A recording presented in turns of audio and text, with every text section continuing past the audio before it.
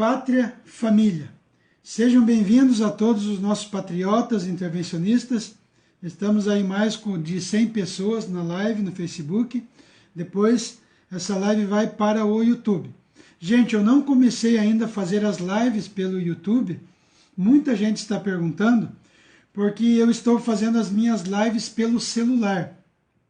Então, para que eu comece a fazer as minhas lives pelo YouTube, eu estou esperando comprar um notebook, um computador, para que eu possa baixar aí e editar os vídeos e começar a ter um controle melhor.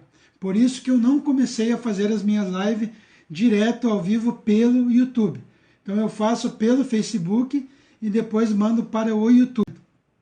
Infelizmente, gente, o povo ele está anestesiado, hipnotizado.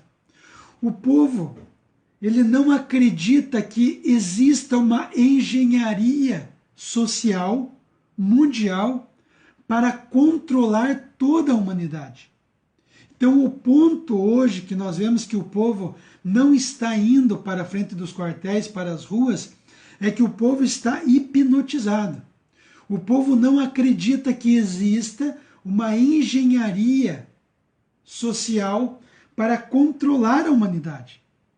E o pior de tudo é que tem muitos youtubers por aí que estão dizendo que o problema não é o executivo, o problema é o STF, o problema é o judiciário, o problema é o legislativo, os deputados não, gente. O problema do Brasil, eu torno a dizer, nós precisamos ser bem claros, o problema do Brasil é o sistema. Quem que é o sistema? Repetindo, legislativo, deputados, executivo, presidente e judiciário, STF. E nós, intervencionistas, nós queremos a dissolução, dissolver os três poderes. Porque um poder está ali atrelado ao outro. Estão soltando Lula, por exemplo, e a culpa não é do sistema. Eles estão fazendo muita coisa e o problema não é do sistema. Nós sabemos que o problema é do sistema. O próprio filho do Bolsonaro, lembram? Quando ele foi pedir arrego ao STF, foro privilegiado ao STF? Lembram desse episódio? Esse foi um pitaco somente para dizer que um poder ali depende do outro. Um poder está atrelado ao outro. E o executivo, independente se quer fazer alguma coisa ou não, ele está atrelado ao sistema. O poder executivo está engessado, gente. O poder executivo está engessado. Por quê? Porque o problema ali é do sistema. Entendeu? Mesmo que o Bolsonaro tivesse 1% de chance de governar esse país, ele não vai conseguir governar. Por quê? Porque o STF, pela juristocracia, ele tem todo o Senado na mão. Tem o Executivo na mão. O próprio STF, o Legislativo, por exemplo, está aí fazendo votações, criando PEC, para reduzir o poder do Executivo, do presidente. Estão criando PECs, agora estão votando dentro do Legislativo, justamente para tirar o poder do Executivo, de implementar ali as leis provisórias. Então, o que está acontecendo? Um caos dentro do sistema. E é isso que o povo não entende. O problema não é do STF. O problema não é só do Legislativo e querer isentar o Executivo. O problema ali é o sistema. E todos têm o rabo preso um com o outro. O próprio Moro falou há pouco tempo agora que o governo não vai interferir nas decisões do STF. Então o problema do Brasil é o STF? Também. O problema do Brasil é o Legislativo? Também. O problema é do Executivo? Também. É dos três poderes. E é por isso que nós, intervencionistas, nós vamos e queremos derrubar os três poderes. não é apenas um somente. Nós sabemos que todas as ideologias que existem no mundo, elas foram criadas pelas organizações secretas, que comandam aí os três poderes, não só no Brasil, mas no mundo também. Nós sabemos aí que a maçonaria, os Illuminatis criaram o nazismo, o fascismo, o liberalismo, o comunismo. Não é nenhuma novidade, gente, é história. O próprio comunismo foi criado pela maçonaria, né? E dentro do comunismo nós temos duas vertentes. Nós temos, por exemplo, o comunismo revolucionário marxista-leninista e nós temos o comunismo fabiano. O que está acontecendo na Venezuela lá? Estão tirando o Maduro, que é o revolucionário marxista-leninista, e colocando o Guaidó, que é o socialismo fabiano, que é implantar o comunismo pela canetada. Então vai adiantar alguma coisa, trocar 6 por meia dúzia? Não. Aqui no Brasil, por exemplo, nós sabemos que tiraram aí o PT, o comunismo revolucionário, mas colocaram ali a própria maçonaria que assumiu o posto dentro do Brasil, a maçonaria azul. Então o problema do Brasil não é o comunismo em cima, não é o PT, o problema do Brasil é o PT. Não, gente. O problema do Brasil é o sistema. E dentro do próprio sistema você tem ali comunistas fabianos, tem alguns comunistas revolucionários, marxista-leninista, mas a equipe do Bolsonaro é uma equipe de maçom.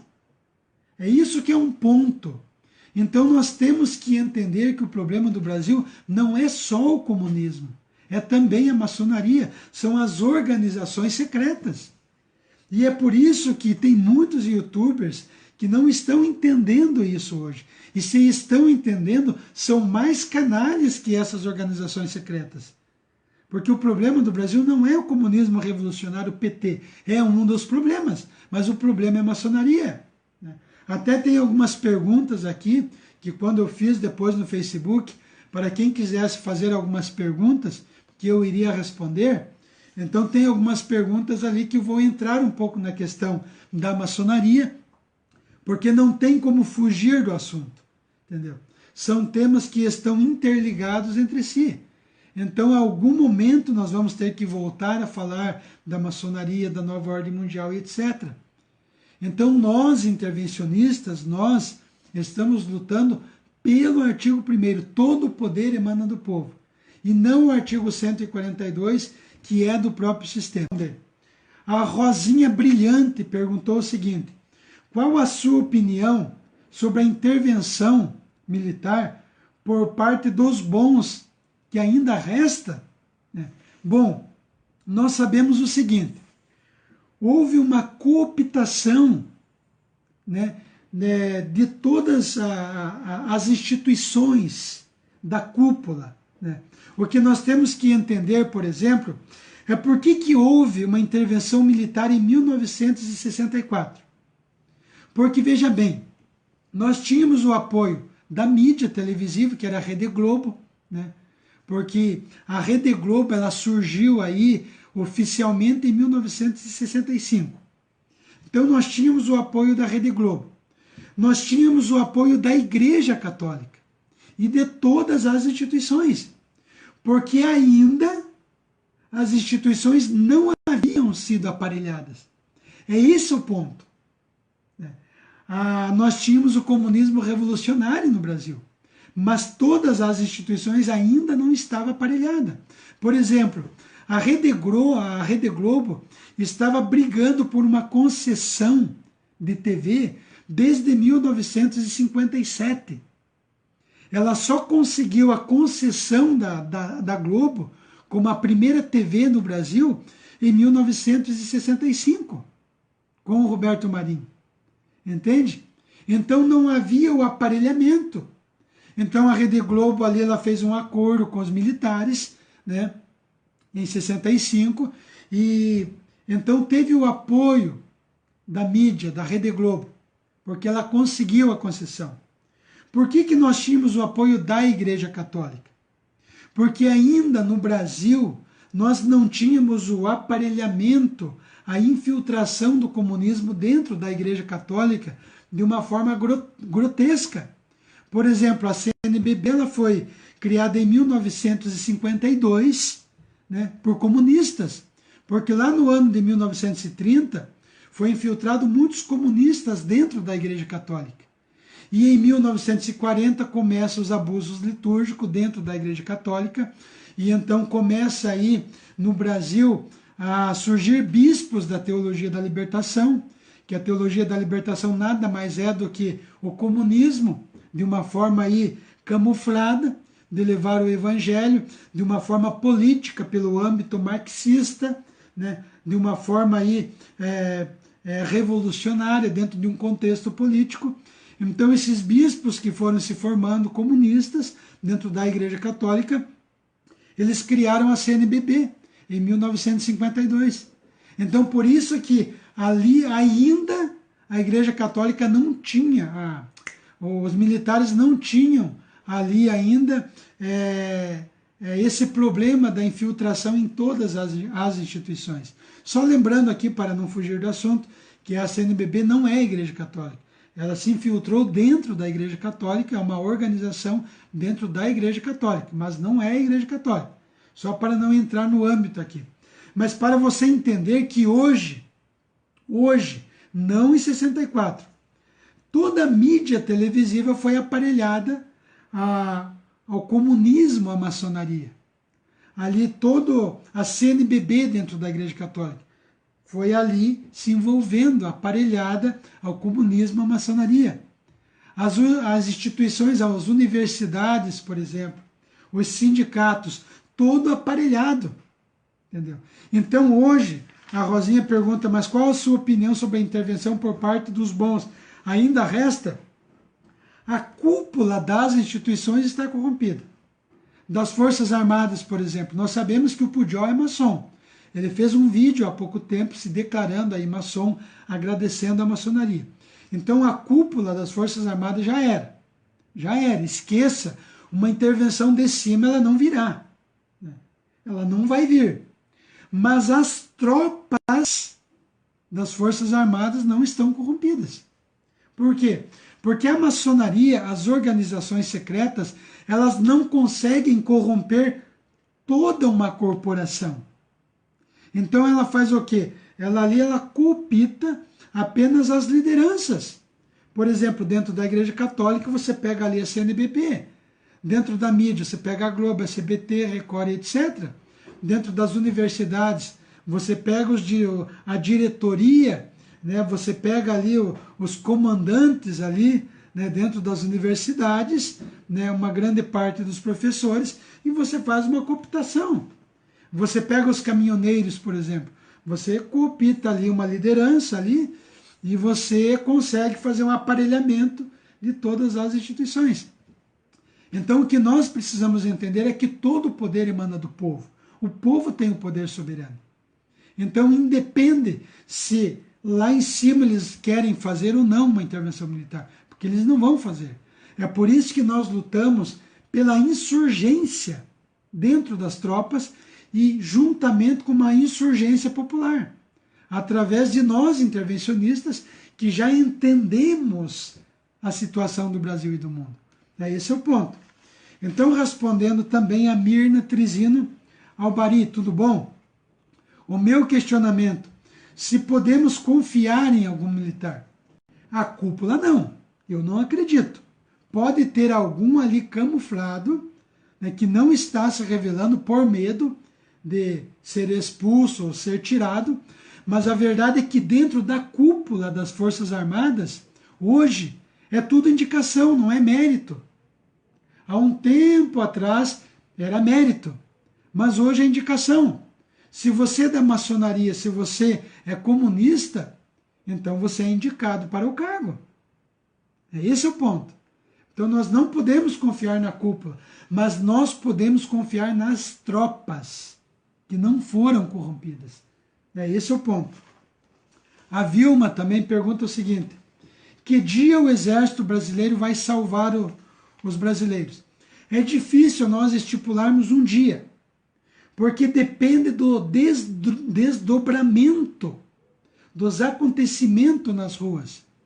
se nós organizarmos o movimento intervencionista e quando acontecer um fato extraordinário, que o movimento intervencionista, que as pessoas vão para as ruas e lá nas ruas não esteja o MBL, que vai blindar o sistema, revoltados online, etc., que esteja o movimento intervencionista, aí os coletes verde-oliva, já estou aqui fazendo propaganda, né, do nosso movimento, os coletes verde-oliva no Brasil, que querem derrubar o sistema, então nós vamos aí conseguir conscientizar o povo.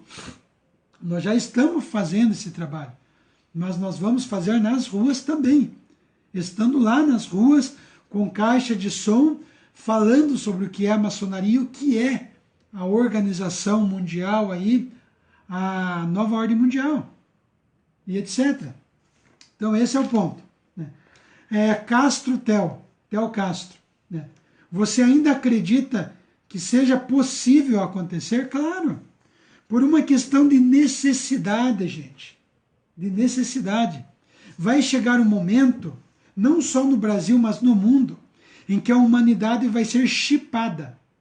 Na China já está acontecendo isso, o controle facial. E na China já estão colocando chip no dedo da pessoa. Entendeu? Por exemplo, os CAP lá dos maquinistas, na China, já tem sensor que consegue ver ali as impressões da pessoa, medo, ódio e sentimento, né? Controlando a pessoa. Tudo isso vai ser implantado em todo mundo. E no Brasil vai vir também logo, logo. Então vai chegar um momento que nós vamos ter que ir para as ruas. Só que o problema é que nós estamos querendo levar o povo enquanto é tempo. Porque se um dia que está próximo de acontecer, de o sistema pedir uma intervenção militar através do artigo 142, onde as forças armadas ficam sob o poder do sistema, dos três poderes, aí as tropas também vão ter que seguir aí as ordens do artigo 142, que para nós não é vantagem. É aí que mora o perigo. É por isso que nós queremos dissolver todo o sistema, nos três poderes, e que uma junta militar aí, de não maçons e não comunistas, assumam o comando do Brasil. Então é mais ou menos nesse sentido. Né? Vamos à pergunta aqui do Luiz Fernando Donadelli. Né? Ele diz o seguinte: ao meu entender, de acordo com o artigo 1º da Constituição Federal, o parágrafo único, todo o poder emana do povo, que o exerce por meio de seus representantes eleitos, né, nos termos da Constituição. Né? Então, para não estender aqui, é exatamente o artigo 1º da Constituição, todo o poder emana do povo. Nós precisamos entender o seguinte: o povo tem o poder soberano. O poder soberano. Independente aqui da Constituição, porque mesmo que não estivesse na Constituição, o povo tem o poder soberano. É um fato. Né? Quem que tem o poder? Né? Quem que é dono do poder? O legislativo? O executivo? O judiciário? A maçonaria? Não. Quem tem o poder é o povo. Porque não existe Estado sem povo, não existe Força Armada sem povo. O povo tem o poder. E tanto é que ele exerce, pelo artigo 1º, de maneira dupla, ou indiretamente, através dos representantes teoricamente eleitos, ou diretamente, tipo assim, vamos tirar os três poderes e queremos uma junta de militar que não seja maçom e comunista. O povo tem esse poder. Por que teoricamente o povo não exerce o poder pelos seus representantes? Porque o sistema é quem escolhe hoje, não é o povo. Então, existe um grande erro, é uma grande falha, e que nós, intervencionistas, precisamos estar conscientes. O que é essa consciência? É que hoje a pessoa diz: mas nós votamos no Bolsonaro porque escolheram, Irene também, que está presente na live, né? Mas o que nós também temos que entender é o seguinte, gente, preste bem atenção, ninguém escolheu o Bolsonaro. A vontade popular, 70%, que Bolsonaro, pela vontade popular, foi escolhido pela vontade, pela metafísica, pela teoria. Mas quando chegou na prática, quando você vai colocar a sua rúbrica nas urnas fraudadas e fraudáveis, que já foi comprovado por cientistas da computação que é fraudada. É um fato, um ponto. Já foi provado isso. Já tem BO na Polícia Federal, né? Então, quando você vai lá e você coloca a sua rúbrica, o sistema precisa da sua rúbrica, só isso. Porque diante do mundo, o sistema, os três poderes, vai dizer no Brasil que existe democracia, que o povo está escolhendo. Mas na prática, o sistema ali que está aparelhado, o Tribunal Eleitoral no Brasil, o Superior Tribunal de Justiça, o STF, tudo que você imagina está aparelhado. Então o que acontece? Eles pegam o teu voto e eles direcionam para quem eles querem. É esse o ponto. Então o que aconteceu? As pessoas que pensavam assim, não, vamos lá porque vamos votar no Bolsonaro, no mito. Chega lá, coloca a sua rúbrica no tiquezinho, beleza, lá, e você faz o teu voto. Aí vai o sistema, veja bem, pela vontade popular. O Bolsonaro tinha 70%. O que o sistema fez? Dividiu os votos. Pegou, não, vamos dividir, vamos colocar metade Bolsonaro e metade Haddad. E lá no segundo turno nós colocamos o Haddad, que seria o comunismo revolucionário. É esse o ponto que eu quero que você entenda. Muitas pessoas novas. Só que o sistema percebeu que haveria uma grande insurgência aí popular. Então o sistema pensou, vamos colocar o Bolsonaro provisoriamente, né, premeditadamente, provisoriamente, dali 6 meses nós tiramos o Bolsonaro e continuamos a nossa agenda. Quando o Bolsonaro entrou, ele entrou ciente de tudo. Por quê? Porque a nova ordem mundial, eu quero que você entenda, que controla aí, né, todos os países, né, a família Rothschild, os Illuminatis, as 13 famílias, que controla aí toda a humanidade, todos os presidentes dos países, eles só o são porque a nova ordem mundial permite. Ninguém chega ao poder sem o aval da nova ordem mundial. Então o que aconteceu? Através dos Bilderbergs, que é um grupo, braço direito da nova ordem mundial, chamou o Bolsonaro. Bolsonaro se reuniu com os Bilderbergs. Todo mundo está careca e cansado de saber disso. Então o Bolsonaro sabe de todo o sistema.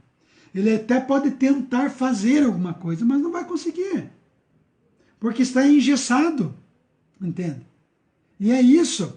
Se o Bolsonaro está engessado, a única coisa que resta para ele é pedir o artigo 142. Se o Bolsonaro pedir o artigo 142, o que é o artigo 142? As Forças Armadas ficam ali sob o comando do presidente. Só que se o Bolsonaro fazer isso, já existem várias PECs em votação em andamento para afastar o Bolsonaro do poder. Se o Bolsonaro pedir o artigo 142. Aí quem que entra no lugar do Bolsonaro? Mourão. Maçonaria, aí Bolsonaro é da maçonaria, assume o comando do Brasil. O Mourão já falou que ele é maçom. Todo mundo já sabe disso. E que ele é da 33º grau da maçonaria e que quer fazer uma constituição maçônica no Brasil. Vocês entendem o BO? Por isso que o artigo 142, ele beneficia o sistema e não o povo. O artigo 1º não, o povo chega lá daí diretamente, porque indiretamente ele é manipulado a acreditar que escolheu alguém que não escolheu. É esse que é o ponto. Então o povo vai pelo artigo 1º que só o povo pode exercer. Todo o poder emana do povo para derrubar o sistema. É esse o ponto.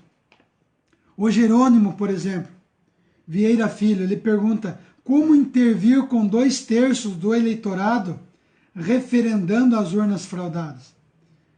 É justamente isso, aquilo que eu estava dizendo ali. O povo acredita que houve eleições no Brasil, que escolheu o Bolsonaro. O povo acredita, mas ninguém escolheu ninguém. O que houve foi uma vontade popular, só isso. Mas quem colocou o Bolsonaro lá dentro foi o sistema. Se o sistema quisesse assim, tudo bem, 70% que é Bolsonaro. Não, aí vamos colocar o Haddad. Se o sistema fizesse isso, o povo ia para as ruas. Porque o povo foi ludibriado pelo patriotismo com o Bolsonaro. O Bolsonaro tem culpa no cartório, porque ele está ciente de tudo. Ele sabe de todo o esquema da nova ordem mundial, da maçonaria, dos Illuminatis. Ele está ciente de tudo. E aquelas pessoas que estão cientes, elas são mais canalhas do que os maçons, os Illuminatis, os comunismos. Por quê? Porque eles estão ali assinando o aval para destruir a humanidade. Esse é o ponto. Quem está ciente é muito mais canalha. E ali não se salva um, gente. O Rodrigo Maia, presidente ali dos deputados, do Legislativo, era para estar preso há muito tempo. O cara está lá, de peito estufado. O STF, o problema não é o Boca de Sapo, o Gilmar Mendes. O problema não é o Dias Toffoli. O problema é o sistema, gente. O STF aprovou agora há pouco tempo, tornou constitucional o sacrifício de animais. Cadê as ONGs para se unir à família intervencionista na frente dos quartéis? Entendeu?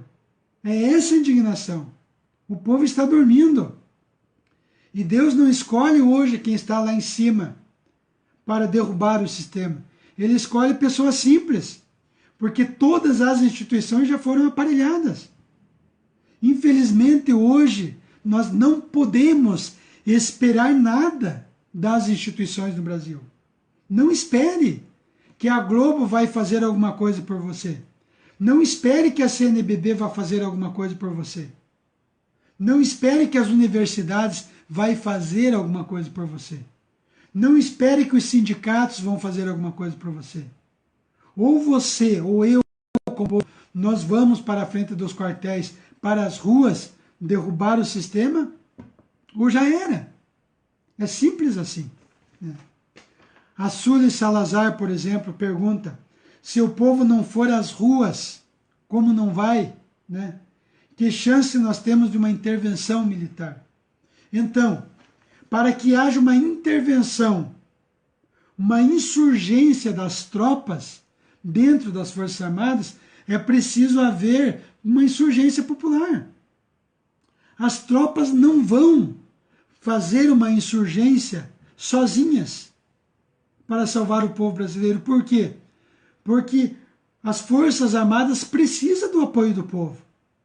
Entendeu? Porque senão acontece igual na Venezuela. Digamos que as tropas façam uma insurgência militar e o povo fique dormindo na rua, fique dormindo na casa. O que acontece? Vai ser cooptado, eles vão prender os bons militares. Então nós temos bons militares, quem são? Como pergunta ali também mais à frente a Eni. Os bons militares estão ali, esperando o momento de haver uma insurgência popular, para que automaticamente haja essa insurgência militar dentro das tropas. Uma coisa está atrelada à outra, gente. A Matilde Adorno também perguntando, né? Será que as Forças Armadas farão uma intervenção militar? Elas farão, mas é aquilo que eu falei, vai depender de nós nos organizarmos, porque o povo brasileiro está alienado. O povo brasileiro está hipnotizado. Infelizmente. Cadê os jovens das universidades lutando para derrubar o sistema? Não vou generalizar aqui, porque tem muitos jovens bons que estão na luta. Mas hoje a maioria, pegue aí pelo meu Facebook, na live, quem que está na live aí? 80% são pessoas maduras. Então ninguém segura a juventude do Brasil? Não, ninguém segura aí as pessoas maduras do Brasil. É essa que é a realidade. É nós. Porque eu também aí me considero uma pessoa madura, já com 42 anos de idade, né? Então nós estamos na fila aí. Mas estamos firmes, é nós que vamos. Ninguém nos segura, não a juventude, mas as pessoas maduras deste Brasil, né? Que aí nós temos muita gente no meu grupo, tem uma pessoa, eu não vou citar o nome aqui por questão de ética, né? Mas é uma pessoa doente que ela não consegue falar no meu grupo. Então ela digita. Quantos guerreiros nós temos lutando pelo Brasil? Quantas pessoas que têm hoje força que poderia lutar pelo Brasil? Não luta. Quem que está lutando? É nós, as pessoas maduras. Aonde que está a esperança? Em nós. É uma realidade. E também aqui eu vou entrar numa pergunta muito interessante e muito bem elaborada. Eu não sei se ele está presente. O Eduardo José Puchalski, não sei o nome dele, mas também é um jovem, né, aí no grupo. E ele fez umas perguntas muito interessantes. Eu vou procurar responder aqui de uma maneira bem simples, bem clara. Ele pergunta o seguinte: quantos e quem eram os que foram mortos durante o regime militar? Veja bem que esse rapaz é inteligente, o Eduardo. Ele não fala em ditadura militar, ele fala em regime militar, porque não houve ditadura. Então é muito inteligente. Quantos e quem eram os que foram mortos? É a primeira pergunta. A segunda pergunta: qual a relação entre o regime militar e a maçonaria? Segunda pergunta. Terceira pergunta: será que podemos trazer de volta a monarquia com o regime militar? Então são três perguntas importantíssimas, gente, que vale a pena aqui nós esclarecermos um pouco para não ficar uma live muito comprida.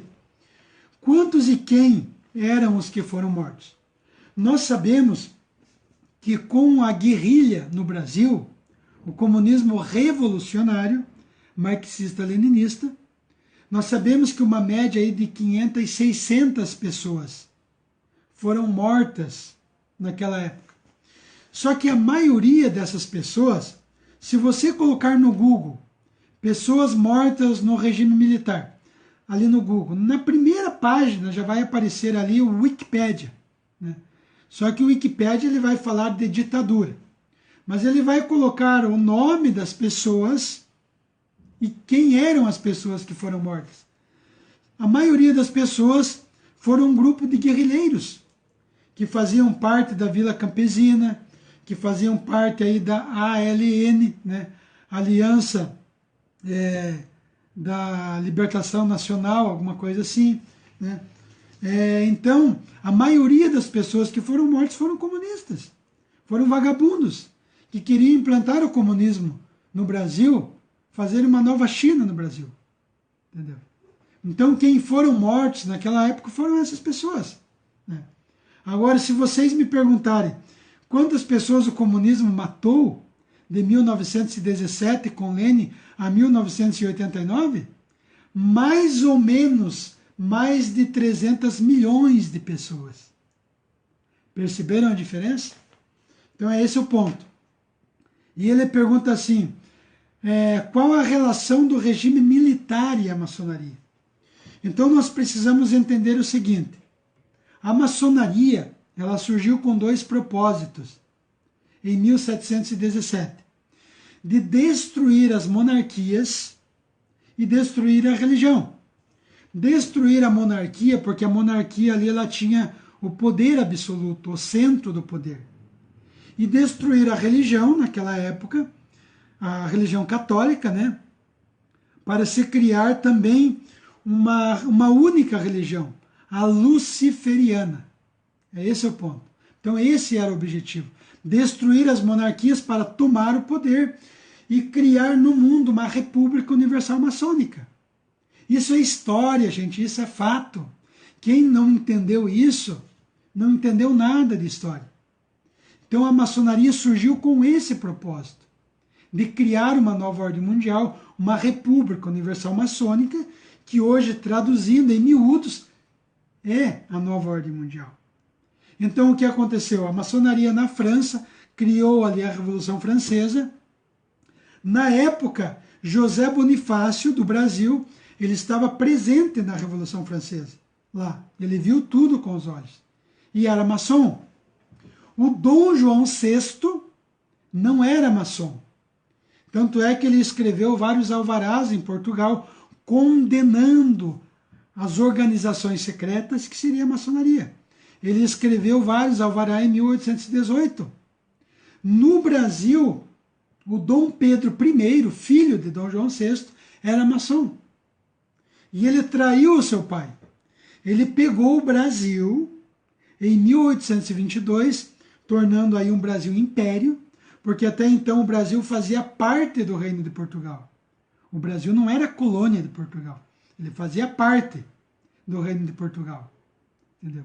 Aí vem o Dom Pedro I, dá o golpe no Brasil, entrega o Brasil para a maçonaria, que ele era maçom, entendeu? E então ali a maçonaria toma conta do Brasil. Começa em 1822, começa o sistema no Brasil. O que acontece? O Duque de Caxias, que é o patrono aí dos militares, né, do exército, ele era maçom. E ele lutou em 1823, um ano após o golpe, contra Portugal, né, justamente para tornar o Brasil independente. Então, ali já desde aquela época, em 1822, foi cooptado a liderança do exército, não as tropas. Entendeu? Então, a relação é justamente essa, ali, da maçonaria. E a maçonaria veio se infiltrando nas universidades, nas igrejas, em vários sindicatos. A maçonaria criou o comunismo, que o pai de Karl Marx, o pai do comunismo, Karl Marx, era maçom, que nasceu em 1818. Ela criou o nazismo, financiou o nazismo Hitler. A maçonaria financiou o comunismo com Lenin. Criou o fascismo, o liberalismo, que é o do Bolsonaro. Entende? Então, na realidade, tudo foi criado pela maçonaria. É por isso que a nossa luta no Brasil não é contra o PT. PT. O problema do Brasil é o PT. O problema do Brasil é a nova ordem mundial. É a maçonaria, é os Illuminatis. Precisamos derrubar esse sistema abaixo. É esse o ponto. Entendeu? E ele pergunta o seguinte, será que podemos trazer de volta a maçonaria? A maçonaria não, já está aí. A monarquia. O que nós temos que entender é que podemos. Existe possibilidade. Porque quando nós falamos em monarquia, existem vários tipos de monarquia. A monarquia absoluta, que nós temos, por exemplo, a monarquia inglesa, que é onde, por exemplo, você tem a rainha, que é uma figura, mas ela tem o parlamento, que também ajuda a decidir. Então não é uma monarquia absoluta. Mas nós temos ali na África, no Oriente Médio, uma monarquia absoluta. O poder fica com o rei e acabou. Entendeu? Então no Brasil, nós não tivemos uma monarquia absoluta. Nós tivemos uma monarquia parlamentar nesse sentido. Entendeu? Então o que nós temos que diferenciar é a monarquia absoluta e a monarquia parlamentar. Então existe essa possibilidade, existe. O problema é que se nós pegarmos aí o Luiz Felipe de Orleans e Bragança, que é o príncipe né? Aí o dos Braganças, que poderia aí assumir o Brasil em uma eventual monarquia, ele é da maçonaria. Tanto é que há pouco tempo atrás ele estava com o Olavo de Carvalho, né? Ali batendo papo. Quando houve ali o Bolsonaro para ser colocado dentro do sistema, cogitou-se colocar o Luiz Felipe de Orleans e Bragança como vice de Bolsonaro, porque ele é maçom, né, um dos Bragança. Então, na realidade, tem como colocar uma monarquia? Tem, mas o problema é que a maçonaria está por trás.